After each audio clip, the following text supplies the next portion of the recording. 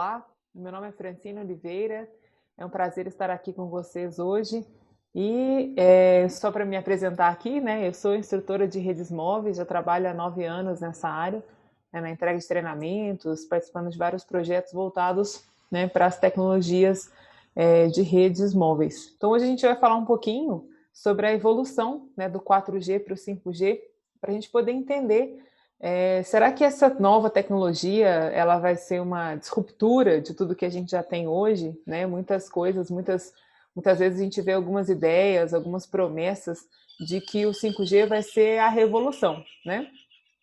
Sim, vai ser algo realmente revolucionário, mas às vezes passa-se uma ideia de que a gente vai jogar tudo que a gente tem até hoje, a gente vai jogar fora e a gente vai construir uma nova tecnologia do zero, com fatores, né, totalmente novos e revolucionários, e as coisas não vão ser bem assim, né? A gente tem que entender que muitos investimentos foram feitos, ainda são feitos nas tecnologias que nós temos hoje implantadas nas nossas redes, né? E é preciso, então, entender que vai ter que ser uma evolução gradativa, né? Implementações serão feitas dentro da rede que nós temos hoje, que é o 4G, a tecnologia mais avançada que a gente tem hoje no mercado, né? Então, as melhorias vão ter que ser feitas nessa rede até que a gente consiga ter algo que a gente possa chamar de 5G, né? Então, hoje vou falar um pouquinho com vocês sobre o que nós temos quando a gente fala assim do 5G na sua plenitude, né? Nossa, o que vai ser realmente, o que vai ter, né, de bom no 5G? São muitas as possibilidades, né? Mas é importante a gente entender que isso não vai acontecer assim num estalar de dedos, né? A gente não tem como a gente agora joga todo mundo fora, coloca o 5G e a vida vai ser linda, né? Não é bem assim que acontece. Então eu vou apresentar aqui para vocês alguns fatores que eu acredito que são bastante importantes para a gente entender como que essa evolução vai acontecer, né? Tanto do ponto de vista mais técnico, quanto do ponto de vista um pouco mais social, né? Então um pouquinho mais dessa ideia para entender realmente como é que a gente vai chegar no 5G, né? E para isso a gente tem que começar no 4G, né? Então eu vou compartilhar com vocês aqui a minha tela para que vocês consigam entender um pouquinho do que eu estou falando aqui. Então vamos começar primeiramente, né, entendendo o que é o 4G, né? A gente sabe que nós viemos aí também de uma evolução, começamos lá na primeira geração. Essa primeira geração, então, ela foi realmente jogada fora, né? Porque ela serviu a população por um bom tempo, mas depois de uma certa época não fez mais sentido continuarmos com aqueles tipos de técnicas, né, nas redes, e por isso então chegou aí a segunda geração, depois evoluímos para a terceira geração e agora a gente está na quarta geração, né? É importante dizer que hoje, pelo menos aqui no Brasil, a gente trabalha ainda com as três tecnologias em conjunto, né? Hoje nós não temos uma capacidade de desligar as redes legadas, desligar o 2G, desligar o 3G. Hoje nós não conseguimos fazer isso, né, para que a gente deixe somente o 4G em funcionamento. Então é preciso entender que hoje, aqui no Brasil, a gente tem essas três tecnologias em funcionamento, né? Mas o nosso foco é entender, ok, nós implantamos o 4G aqui no Brasil, isso foi feito no ano de 2014, os países mais avançados já tinham instalado essas redes há alguns anos anteriores, né, ao que nós fizemos aqui no Brasil. O fato é que foi implantado primeiramente uma das versões do 4G. Então existe mais de uma versão, né, da quarta geração? Sim, existe, né? Então eu vou falar um pouquinho dessas versões. Na verdade, o nome mais correto, né, nós chamamos de releases, que são realmente as normas técnicas, né, que são lançadas, que são os nomes que nós damos para essas versões, né, da quarta geração que são lançadas no mercado. É importante dizer aqui, né, que 4G é o nome da geração, e dentro dessa geração nós temos aí vários padrões, né? O padrão mais famoso que a gente tem, que é o que tomou conta do mundo todo, foi o padrão conhecido como LTE, né? Long Term Evolution, uma evolução a longo prazo, né? Mais ou menos isso que quer dizer essa sigla. E é sobre essas releases que eu vou falar aqui.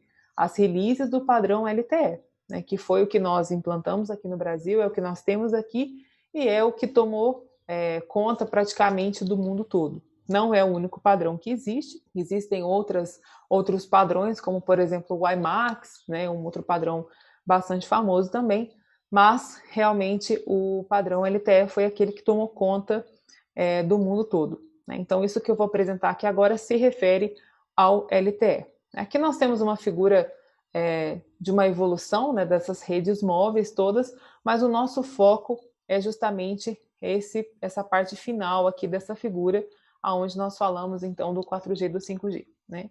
Uma coisa que é importante salientarmos também, que é a primeira versão do LTE que foi implantada, né, no Brasil e no mundo todo, ela não é reconhecida oficialmente pela ITU, pela União Internacional das Telecomunicações, como uma tecnologia de quarta geração, né? Isso se dá pelo fato de que os requisitos que essa tecnologia, que essa primeira release atende, né, os requisitos que pelos quais ela foi preparada, ela foi criada, isso não está dentro do que a ITU, mais especificamente o IMT Advanced, o grupo determinado, o grupo criado para padronizar, né, para regulamentar os padrões, na verdade, de quarta geração, esses requisitos eles não estão dentro daquilo que o grupo IMT Advanced esperava para uma tecnologia de quarta geração, né? Portanto, o que nós implantamos aqui no Brasil, na nossa primeira release, né, foi essa versão chamada de LTE e que oficialmente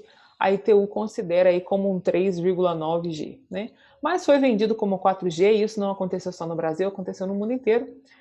E é o nome do padrão, então, chamado LTE Release 8. Né? Isso foi lançado pelo 3GPP, que é o órgão, né, padronizador, é o órgão criador do LTE. Isso foi lançado pelo 3GPP no ano de 2008. Né? E aí nós vemos, e aí é interessante a gente trabalhar nessas caixinhas aqui, né, nessas 3 caixinhas aqui, que são justamente as caixinhas que nos mostram as evoluções do LTE. Né? Então nós começamos com o LTE, ou LTE Release 8, né? Foi o primeiro padrão, aí a gente já teve aí uma disruptura, aí, né? Uma quebra de paradigmas do que nós tínhamos como 3,5G, né? Que era o HSPA+, e migramos então para o 3,9G ou 4G, como queiram chamar. E aí nessa quebra, a gente teve uma grande mudança de paradigmas aí. A gente teve aí uma troca dos elementos de rede. É claro que algumas funcionalidades continuaram as mesmas, mas nós vimos aí uma total disruptura no pensamento, na forma de tratar os serviços que eram oferecidos pela rede. A gente entendeu, por exemplo, o serviço de voz, né, que antes, que até o 3,5G era tratado pelo core de circuit switched, pela comutação por circuito, agora vai passar a ser tratado pelo packet switched somente, né? A gente vai ter um novo serviço que é chamado VoLTE, Voice over LTE, uma voz totalmente em cima de IP, né? Então, nessa quebra do 3,5G para o 3,9G ou 4G, a gente teve aí uma mudança bastante grande no comportamento da rede, na estrutura, na topologia, nos protocolos, né? A separação muito clara do que é plano de controle para plano de usuário. E isso aconteceu de uma forma bastante direta, bastante clara. Ficou claro para a gente que as coisas realmente mudaram aí. Né? Agora, então foi uma mudança um pouco brusca. Né? Agora, nessas caixinhas que nós vemos aqui, né, a gente vê que a evolução ela é um pouco mais suave. Né? E isso vai acontecer no final aqui também do 4 para o 5G, que eu vou falar daqui a pouco. Então, quando a gente tinha aqui o LTE Release 8, né, nós tínhamos algumas características bastante interessantes que trouxeram realmente o que nós consideramos hoje como uma banda larga, né, de internet no seu celular. Isso a gente realmente considera, uau, aqui a gente tem uma internet de boa qualidade com uma boa velocidade. Né? E tudo isso foi possível por conta do que essa release, né, trouxe para nós. Como, por exemplo, largura de banda de 20 MHz. Né? Isso fez com que a gente tivesse um espaçamento na linha da frequência consideravelmente grande, né, para poder alocar mais usuários ou para alocar mais recursos para aqueles usuários, a fim de que a gente pudesse, então, jogar a taxa de trabalho do usuário lá para cima, né, e fazer com que ele tivesse aí uma velocidade maior e uma latência menor. Esses são os 2 fatores muito importantes, né, quando a gente está falando dessa evolução. Um dos principais objetivos assim que nós pensamos é sempre taxas mais altas, latências mais baixas, né? Então, tudo isso foi possível, primeiro, por conta dessa largura de banda de 20 MHz, de até 20 MHz, né? Técnicas de múltiplo acesso, OFDMA e SCFDMA, né? Aqui a gente está trabalhando com símbolos OFDM, com geração de sinal com base na técnica OFDM, né? Que é fazer com que a gente tenha a técnica da ortogonalidade acontecendo. Isso faz com que a gente tenha um aproveitamento muito bom, né, dos recursos dentro da frequência, porque a gente consegue deixar os nossos subcanais, as nossas subportadoras ortogonais entre si. Então, com isso, você, entre aspas, né, economiza o espaço que você está gastando dessa sua frequência, fazendo que você consiga colocar mais recursos, né, dentro de um mesmo espaço. E também, né, as modulações, a gente consegue chegar aqui no LTE Release 8 em modulação da ordem de até 64 QAM. Isso é um ponto bastante relevante também. Isso faz com que a gente consiga chegar em taxas, no sentido do downlink, né, de até 100 megabits por segundo, né? Então, repare que se a gente for estudar como era a topologia do 3,5G para o 4G, aqui a gente vai ter uma grande mudança, né? Uma mudança bastante brusca para que a gente consiga oferecer taxas, né? Se vocês repararem aqui, a gente sai de uma taxa de 42 MB para 100 megabits por segundo, é mais que o dobro. Então aqui foi uma coisa bastante brusca, né? Uma mudança bastante relevante.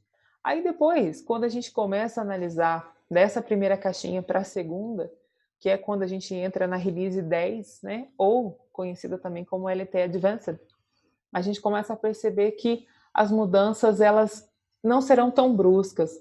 Na verdade, não serão mudanças, serão melhorias daquilo que já foi feito, né?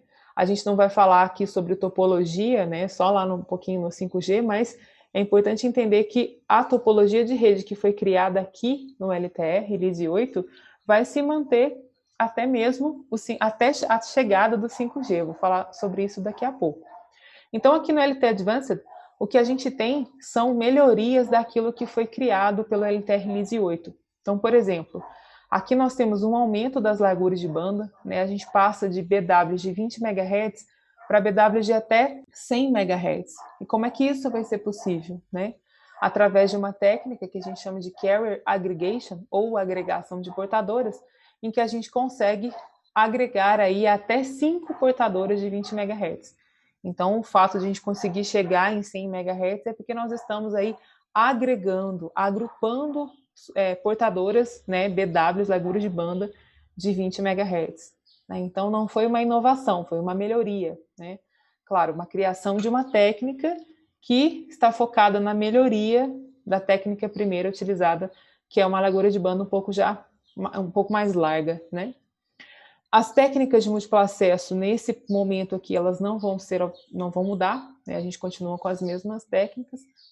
As modulações também não vão mudar e a gente consegue chegar em taxas de até 1 gigabit por segundo. Nossa, mas será que somente o aumento da largura de banda faz com que a nossa taxa aumente tanto assim? Não somente isso, né? Aqui a gente está citando as principais alterações, né? Claro que a principal delas é sim o aumento, né, a agregação dessas portadoras, mas tem uma outra técnica que não está citada aqui que eu acho extremamente importante nós comentarmos, que é a técnica do MIMO, né? MIMO ou MIMO, né, comum se dizer no português, que significa Multiple Inputs, Multiple Outputs, né? Essa técnica, ela é muito interessante e aqui no LTE Release 8 a gente consegue trabalhar com essa técnica na ordem de até 4x4, né? 4x4 o quê? Né? 4 antenas de transmissão e 4 antenas de recepção. É importante que fique claro que na realidade não são antenas, são arranjos de antenas, né? Isso faz com que a gente consiga ter uma grande melhora na taxa de trabalho dos usuários que estão ali no núcleo da célula, né? Faz com que a gente consiga dividir a transmissão das informações para esse usuário, fazendo com que ele ganhe tempo e com que ele consiga trabalhar com taxas um pouco mais altas, né? E para os usuários que estão na borda da célula, essa técnica também é muito útil, não no sentido de aumentar a velocidade, diminuir a latência, mas no sentido de dar uma qualidade melhor para esse usuário que se encontra numa região com um sinal muito ruim, com qualidade muito ruim, com muita interferência. Então, a gente consegue aumentar a qualidade da vida do dispositivo nessa região de borda também. E quando a gente vai para o LTE Advanced, essa técnica vai também, né? Só que aí ela vai um pouco mais evoluída. A gente começa a trabalhar aqui no LTE Advanced com ordem de até 8 antenas de transmissão, 8 antenas de recepção, o que faz realmente com que a gente consiga jogar essas taxas lá para cima e chegar em algo em torno de 1 gigabit por segundo, né?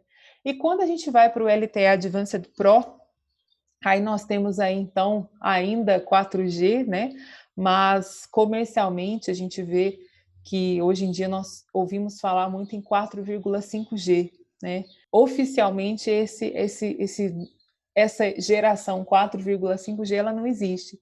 Claro que comercialmente a mesma coisa que aconteceu ali no 3,9, né? Todo mundo chama de 4G, e aqui no LTE Advanced Pro todo mundo chama de 4,5G, quando na realidade é o próprio 4G ainda, né? E aí nós vemos aqui então, né, no LTE Advanced Pro, né, isso aí está nas releases aí 12, 13 e 14, né? Então foram esses lançamentos que o 3GPP fez.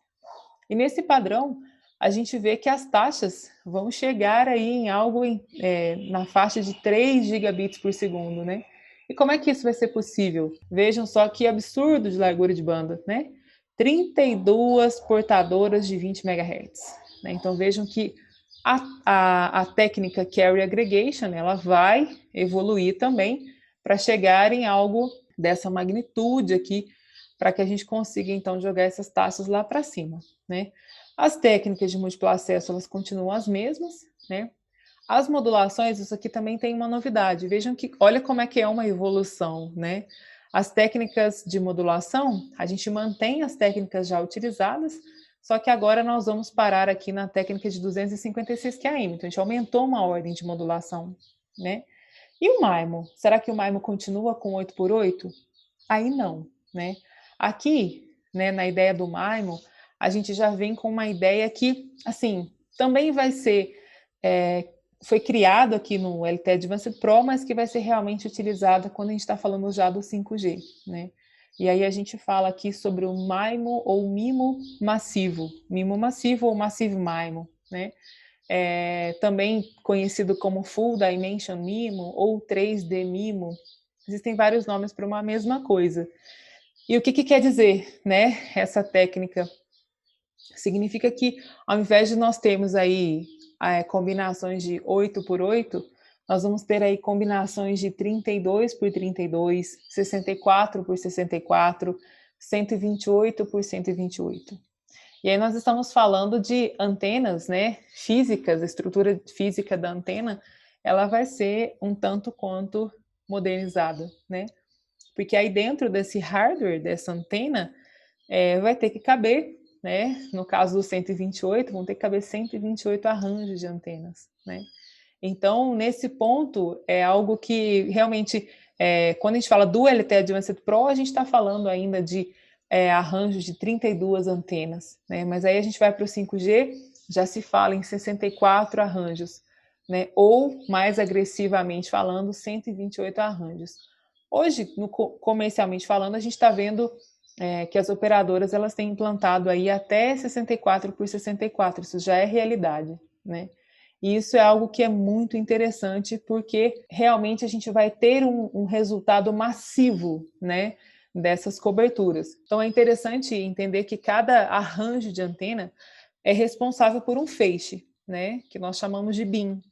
Então, a gente vai conseguir ter aí uma quantidade muito maior de feixes, que podem ser direcionados de forma particular para os usuários que estão debaixo dessa área de cobertura, né?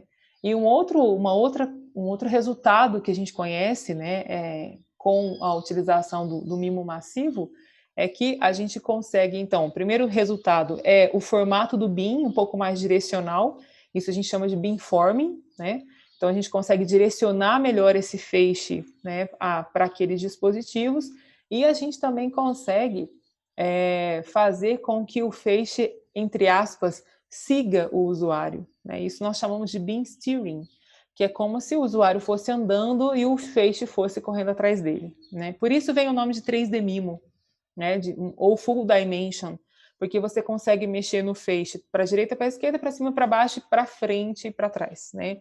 Então você acaba mexendo nas 3 dimensões, né? Então tudo isso é possível utilizando essa técnica do MIMO.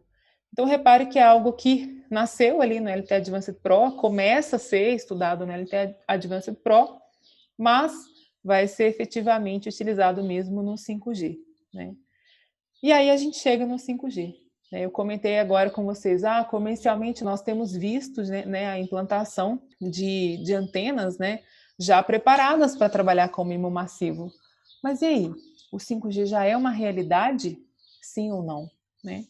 E aí então a gente começa agora a falar sobre o 5G. O que vai acontecer aqui? Né? O que vai acontecer aqui? Reparem que eu até coloquei aqui, name. Qual é o nome do padrão do 5G? Né? Então aí a gente vai falar um pouquinho agora sobre a chegada do 5G.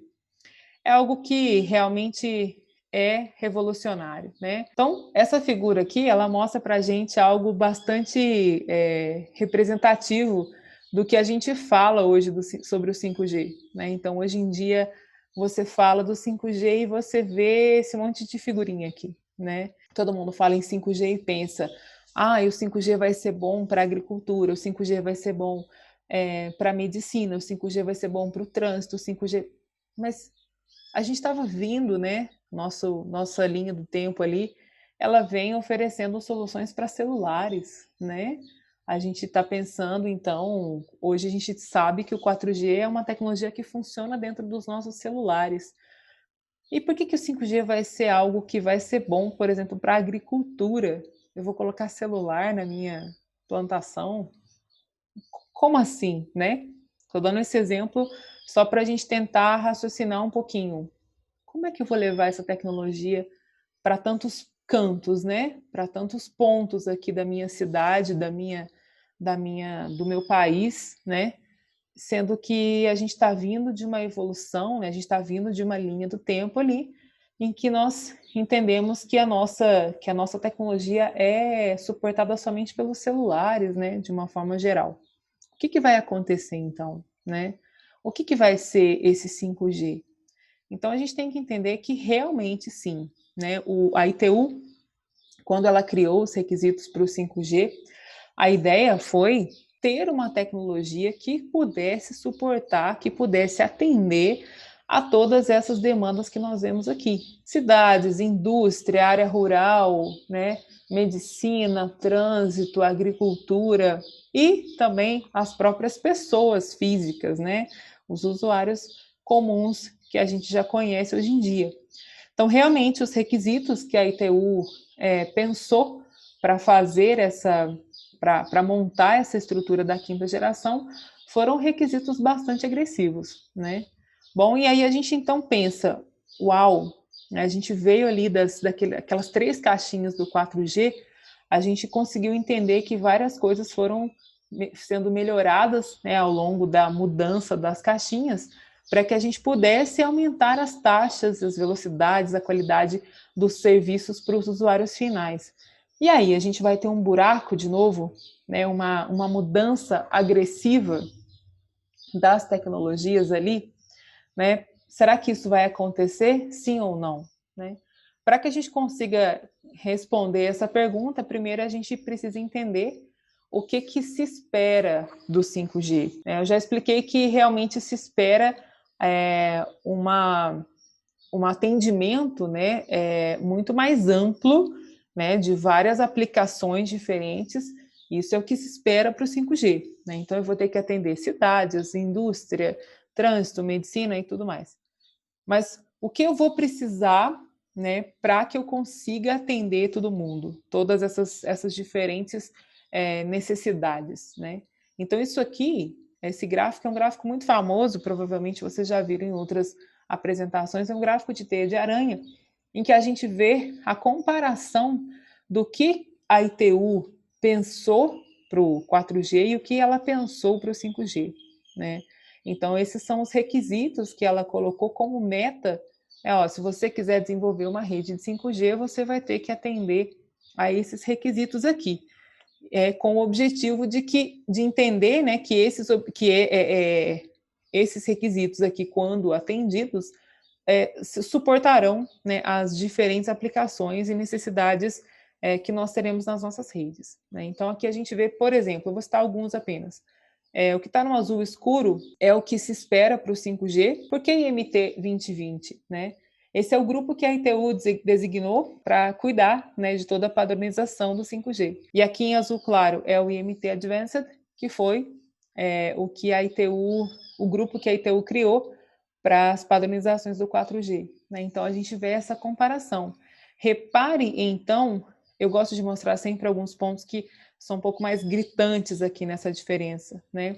Por exemplo, quando a gente fala aqui de taxas de dados experimentadas pelo usuário, né, existe uma diferença entre taxas de pico e taxas experimentadas pelo usuário. A gente tem que entender que o usuário ele nunca está sozinho na rede, o sinal dele sempre é compartilhado entre outros usuários, então a taxa de pico é dividida entre esses usuários. Portanto, a taxa experimentada por um usuário ela nunca vai ser igual à taxa de pico, até porque a gente nunca vai ter um usuário sozinho numa célula, né? Então, aqui a taxa experimentada pelos usuários, repare que no IMT Advanced, esperava-se 10 megabits por segundo, e agora espera-se 100 megabits por segundo.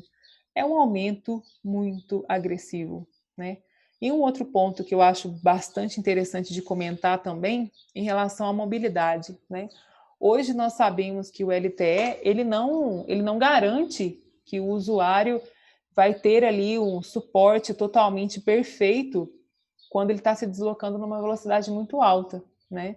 E aqui não, o IMT 2020 ele promete, se o usuário estiver se deslocando na média de 500 km por hora, né, o 5G, ele vai ter que atender esse usuário, né? Então você pensa que o usuário vai estar aí, por exemplo, num trem de alta velocidade, assistindo um vídeo que está sendo transmitido ao vivo, e ele vai assistir isso sem o menor problema, sem nenhuma latência. Até porque a latência também é algo que é extremamente exigido pelo IMT 2020, né? Nós temos aqui no 4G, requisito do IMT Advanced, latências de até 10 milissegundos. E agora a gente chega aqui no valor de 1 milissegundo de latência, né? Então, repare que as exigências da ITU, mais especificamente do IMT 2020, são muito maiores para o 5G, né? Isso por conta de todas as necessidades que eu acabei de citar para vocês, né? Então, quando se diz, nós vamos ter que atender a essas aplicações que são tão diferentes entre si, para que isso aconteça, a gente vai ter que ter requisitos, atender a esses requisitos bastante exigentes que nós vemos aqui nessa figura. Mas então, beleza, a gente acabou de ver ali que, ok, essa figura aqui nos mostra que o 5G ele vai atender a N aplicações diferentes, mas como é que a gente vai fazer com que a rede se comporte, né, para atender a essas diferenças todas, né? Eu vou explicar isso para que a gente possa linkar também com o 4G e entender como é que as coisas vão acontecer juntas, né? Nada é independente um do outro. Então, a gente vê aqui nessa figura que o IMT 2020, ele separou as N aplicações do 5G em 3 grandes grupos, né? Então, sim, nós vamos ter um grupo que vai ser a evolução direta do 4G, ou seja, nós vamos ter aqui, para os usuários donos dos celulares, para nós que utilizamos celulares, né?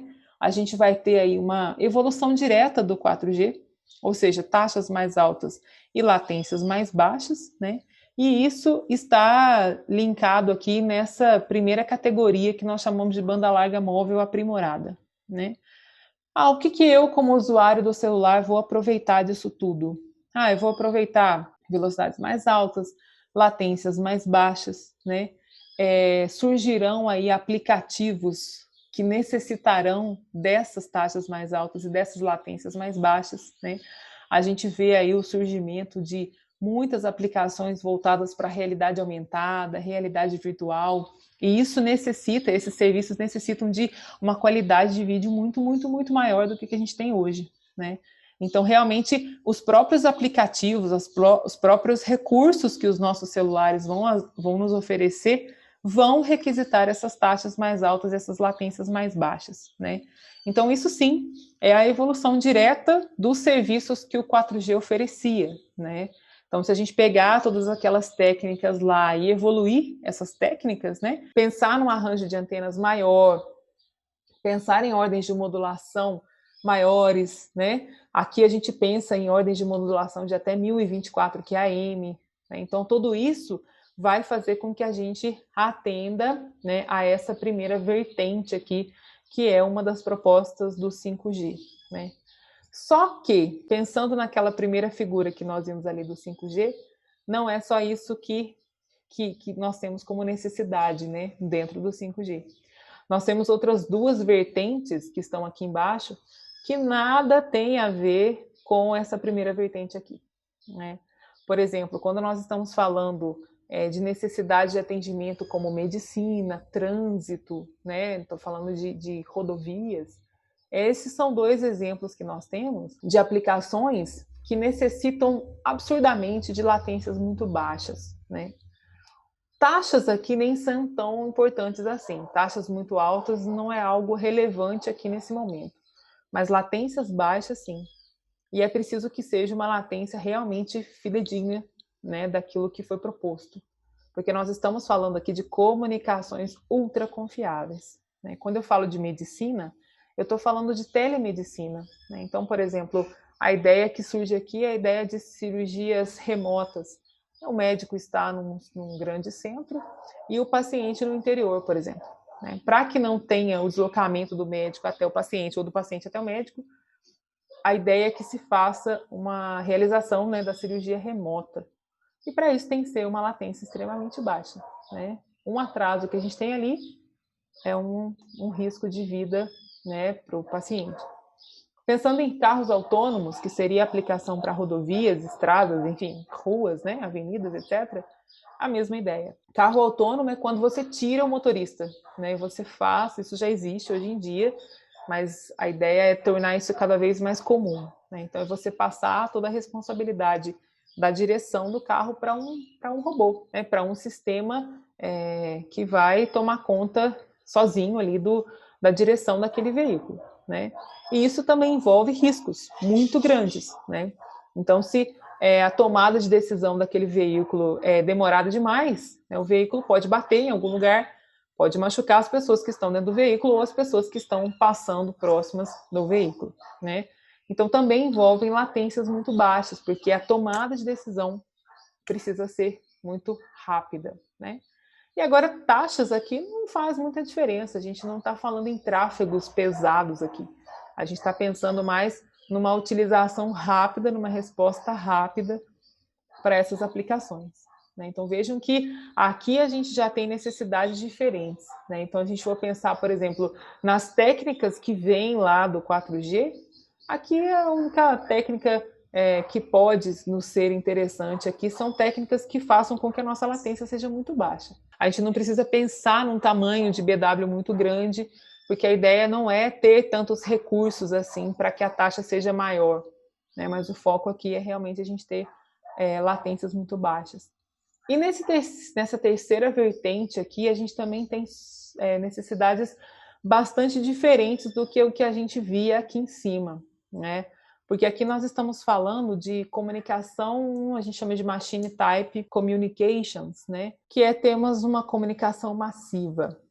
Como assim? Aqui a gente está falando, e aí eu olho agora para aquelas soluções ali de agricultura que eu comentei, cidades, né, e tudo mais. E aqui eu falo um pouquinho das aplicações de internet das coisas, né, que é realmente a massificação dos dispositivos. Aqui a gente fala em, por exemplo, vamos pensar no caso da agricultura, né, eu distribuir N sensores por toda a minha plantação, por toda a minha lavoura, ou, pensando em gado, né, distribuir sensores em cada animal que esteja no pasto de uma fazenda, por exemplo, com o objetivo de monitorar, né, monitorar o comportamento desses animais, monitorar o estado do solo, né, para saber se vai ser um bom plantio ou uma boa colheita, enfim.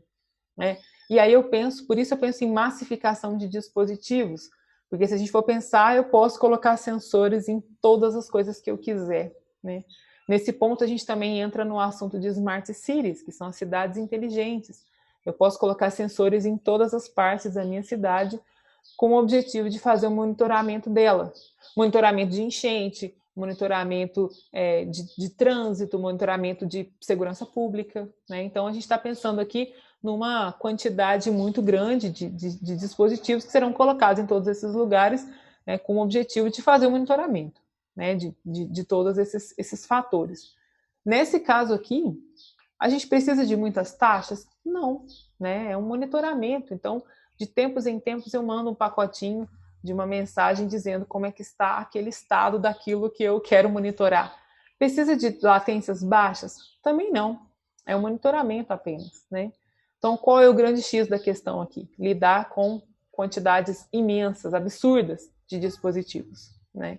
Então, vejam que é um outro requisito um pouco diferente do que nós tínhamos também aqui como banda larga móvel aprimorada. Então, nós entendemos aqui que o 5G, as propostas do 5G, elas são, sim, primeiramente, uma evolução do 4G. Então, todas aquelas técnicas que a gente viu que foram sendo melhoradas no 4G, elas vão realmente ser úteis para o 5G quando a gente pensa naquela primeira vertente daquele triângulo, né?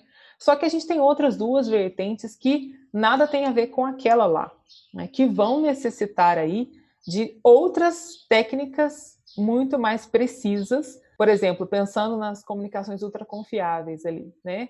A gente vai precisar de soluções que façam com que a nossa latência vá lá para baixo, né? E na parte da massificação dos dispositivos, a gente vai precisar de técnicas que consigam suportar uma quantidade 4, 5 vezes maior de dispositivos do que o que a gente tem hoje, né?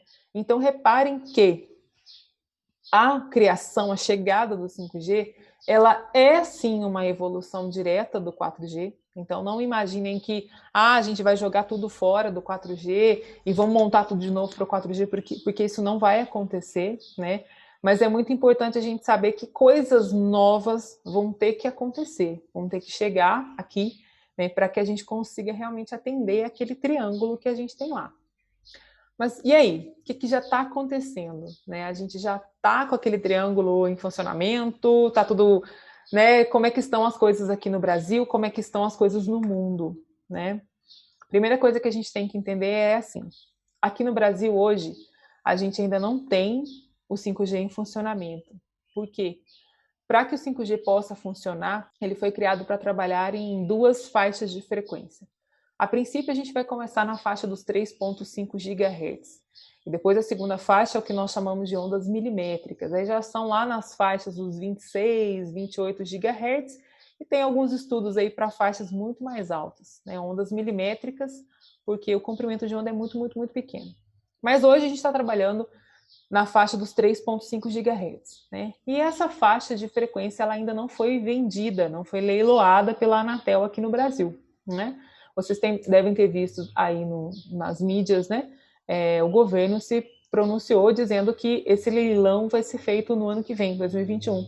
Seria feito agora em 2020, mas por conta da pandemia, isso foi transferido para 2021, né? Então, a gente ainda não tem frequências autorizadas pela Anatel para poder funcionar, né? Ah, mas eu já vi alguns lugares aí dizendo que já tem 5G funcionando, né? E aí é mais um ponto de interação do 4G com o 5G. Esse ponto é muito interessante. O que a gente vê, se vocês colocarem aí na internet, vocês vão ver realmente alguns comentários dizendo que o 5G já chegou no Brasil, né? O que está acontecendo é o uso de uma técnica chamada DSS, que significa Dynamic Spread Spectrum, espectro compartilhado dinâmico, né? De forma dinâmica. E isso é uma junção muito legal do 4G com 5G. Então, o que é o DSS, né? É você colocar o 5G, é você alocar algumas portadoras do espectro do 4G e alocar essas portadoras para que sejam usadas pelo 5G, né?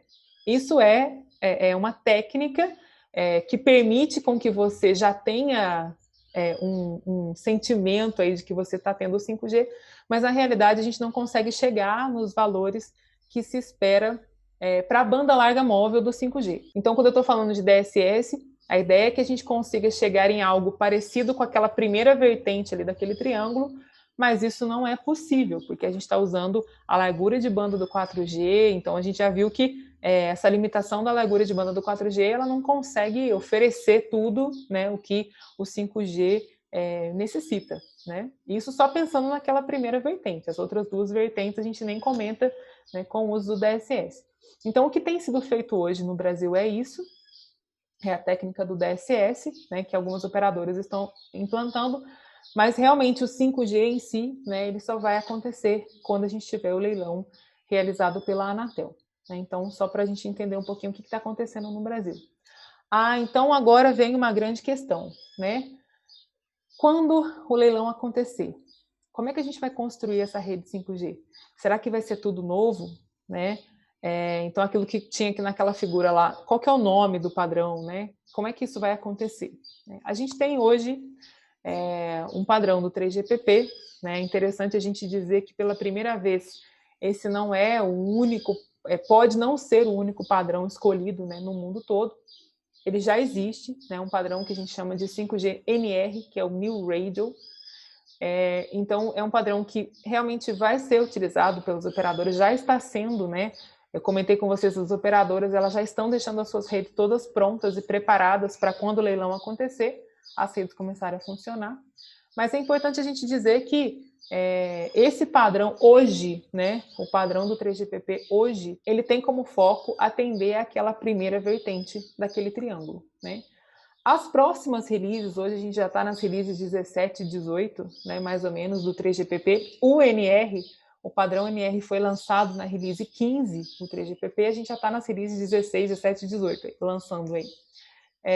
Então, nessas novas releases, espera-se que o 3GPP faça propostas, né, para atender aquelas vertentes de baixo, mas pode ser que isso não aconteça, né? Pode ser que a gente tenha outros padrões criados por outros grupos que não sejam 3GPP para poder atender a essas outras vertentes, né, que estão ali naquele triângulo, né? Mas pensando, né, e aí, quando a Anatel vender, leiloar as frequências, o que vai acontecer? A gente vai ter uma rede totalmente nova, né? E aí é muito legal a gente pensar de novo nessa junção 4G, 5G, né? Então, deixa eu só compartilhar com vocês de novo aqui a tela, tem uma figura legal para vocês entenderem o que eu estou querendo dizer. Então, reparem que a gente tem sim, né? O 3GPP ele criou a sua rede própria, né? Que é formado sim por uma rede de acesso e uma rede core. Então, existe uma solução pura, vamos dizer pura, né? Somente 5G. E nessa rede de acesso, ela é chamada de NGRAN, que seria New Generation Radio Access Network, uma nova rede de rádio, uma nova geração, e um core, né, que a gente chama de 5G Core.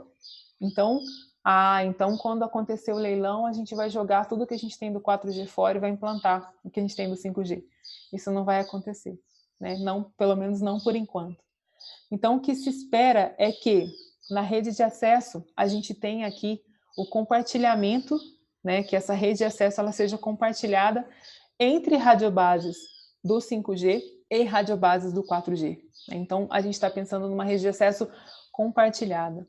E o core, num primeiro momento, o core do 5G, já existe toda a estrutura do core do 5G, já existe todos os procedimentos, está tudo pronto. Mas para o que a gente vai começar a implementar, né, de 5G no próximo ano, não faz sentido a gente pegar o core do 4G, joga fora, coloca um novo core do 5G. Então, o que vai acontecer é que esse core, a princípio, vai ser o core do 4G. Por isso que eu decidi comentar no começo, né, essa migração, para vocês repararem que essa evolução ela não é algo disruptivo, né? Então, as coisas estão acontecendo aos poucos. Então, o que a gente entende do 5G? Como é que está sendo essa implantação, né? Como é que está sendo essa preparação do 5G? A primeira coisa que vai acontecer é nós conseguimos atender aquela primeira vertente do triângulo, e isso vai ser feito através do compartilhamento dessas duas coisas, né? Do acesso, que vai ser compartilhado entre radiobases do 5G e radiobases do 4G, e a utilização do core do 4G. Ah, mas quando que a gente vai começar a utilizar o core do 5G? Quando as necessidades e quando as ideias forem convergindo para que a gente passe a atender as duas vertentes de baixo daquele triângulo. Aí a gente vai ter que criar especificações, soluções bastante criteriosas para que a gente consiga atender aquelas outras duas necessidades gerais que estão naquela figura. Então reparem que aquela disruptura que a gente teve do 3,5G para o 4G, em que a gente trocou a topologia de rede e várias outras coisas, aquilo não vai acontecer por agora. O que a gente tem percebido é que as coisas vão mudando de pouco em pouco, né? Então, primeiro a gente vai construir uma rede de acesso mista, com radiobases do 4G e radiobases do 5G, um core ainda do 4G, né? Até que essas coisas juntas, né, vão caminhando para essa evolução, até que a gente tenha uma transformação geral da nossa rede e tenhamos o 5G puro. Ah, quando que isso vai acontecer? Não sei, né? A gente não sabe exatamente quanto tempo vai levar para que a gente consiga fazer essa migração total das tecnologias. Então, é isso que a gente imagina, né? As duas tecnologias caminhando juntas, né? As técnicas que eu comentei com vocês no 4G evoluindo cada vez mais, para que a gente consiga ir ampliando, né, esses atendimentos do 5G, até que a gente consiga realmente ter aquele atendimento das três vertentes ali, né? E ter todas aquelas necessidades sendo atendidas, né? E uma coisa que é muito interessante nessa última figura aqui para a gente fechar, é que a gente vai ter então todas essas, aqui são algumas das aplicações, né? Como automação, procedimentos médicos, realidade virtual, realidade aumentada, smart cities, teleproteção, smart grid, veículos autônomos, os wearables, que são os vestíveis, né, relógios, enfim, tudo que você coloca no seu corpo, todos esses serviços trabalhando, né, e envolvendo absurdamente alguns setores econômicos, né, como agricultura, construção, energia, finanças, manufatura, mídia, saúde, segurança pública e transporte, né? Então, realmente, aquilo que eu comentei lá no começo, mas o que é o 5G, né? A gente fala do 5G assim, nossa, vai ser bom para o transporte, para a saúde, segurança pública, mídia, né? Sim, vai ser muito bom para tudo isso, né? Só que a gente tem que entender que a gente não vai pegar o que a gente tem na rede hoje, vai jogar fora, vai construir tudo para que a gente atenda tudo isso de uma vez só. Isso vai acontecer aos poucos, né? Não vai ser uma migração, assim, não vai ser uma mudança, vai ser realmente uma migração. Cada hora uma técnica nova vai entrando, vai sendo implementada para que a gente consiga construir de uma forma bastante colaborativa realmente essa nova tecnologia que é o 5G, né? E claro que não para por aí, a gente já tem estudado algumas coisas sobre o 6G, mas esse é um outro assunto para um próximo webinar, porque senão a gente vai ficar o dia inteiro comentando sobre esses temas. Tudo bem? Então é isso, pessoal. Eu gostaria muito de agradecer a presença de todos, mas antes de finalizar, eu gostaria de convidar vocês para acessar o nosso site do Inatel Online e conhecer um pouquinho sobre as nossas trilhas de capacitação de 4G e 5G. Vou compartilhar de novo aqui com vocês. Então vocês podem acessar o site, né, online.inatel.br, e aqui nós temos as nossas trilhas, né, a trilha de 5G e IoT e a trilha do 4G. Recomendo começar pela de 4G, depois fazer a de 5G, né? Nessas trilhas a gente tem aqui vários cursos, né? Deixa eu só abrir aqui para vocês verem. Então aqui a trilha do 4G, nós temos vários cursos falando sobre toda a estrutura da rede, né? E aqui no 5G, a mesma coisa, né? Um pouquinho das tendências sobre o 5G e depois um pouco da padronização justamente do 3GPP, né? Voltado para o 5G, ok? E uma outra coisa bastante interessante é que o primeiro curso da trilha é gratuito, né? Então esse curso 0 aqui da trilha 5G e IoT, ele é gratuito, e o primeiro curso da trilha do 4G, deixa eu só voltar aqui, que é o curso Conhecendo o 4G, ele também é gratuito, né? Então eu convido vocês a acessarem esse site, que é nossa plataforma de cursos à distância, e convido vocês a fazerem esses cursos gratuitos para que vocês tenham aí o chamariz aí para continuar fazendo toda a trilha, né, dos cursos dessas tecnologias, né? Não são só esses cursos que nós temos aqui, temos vários outros também, em outras categorias. Então fica aí o meu convite para que vocês acessem e naveguem por essa plataforma para se especializar um pouco mais nessas tecnologias, ok? Agora sim, eu agradeço muito a participação de todos vocês e nos vemos numa próxima oportunidade. Um abraço e até mais.